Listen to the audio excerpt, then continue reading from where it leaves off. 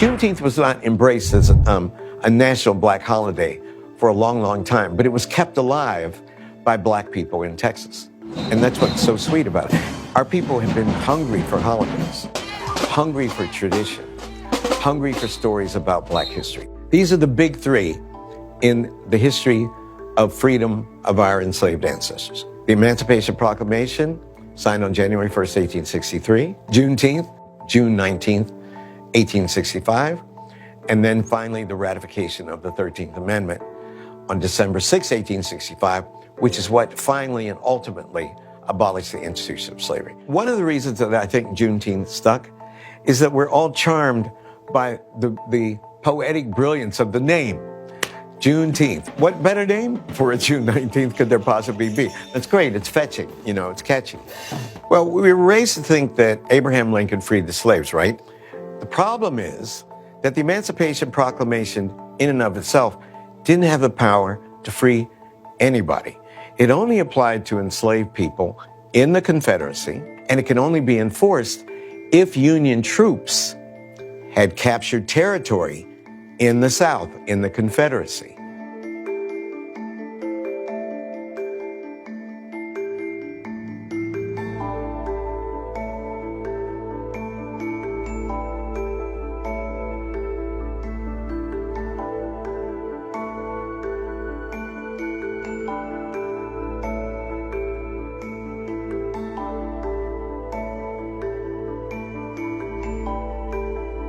So Texas finally surrenders to the Union on June 2nd.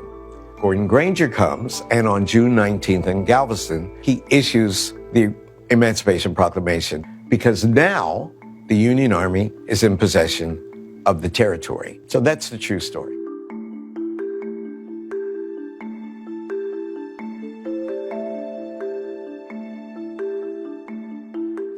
One is because of the proverbial grapevine. So there was this miraculous way for enslaved people to communicate plantation to plantation and state to state.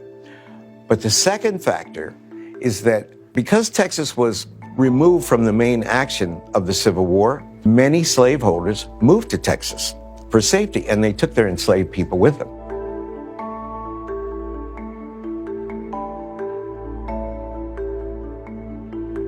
This was the first concentration of black power.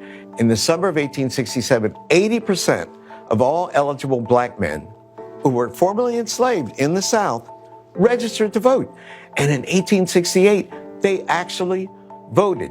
Ulysses S. Grant won the presidency. So you could reasonably say that black men had elected a president of the United States.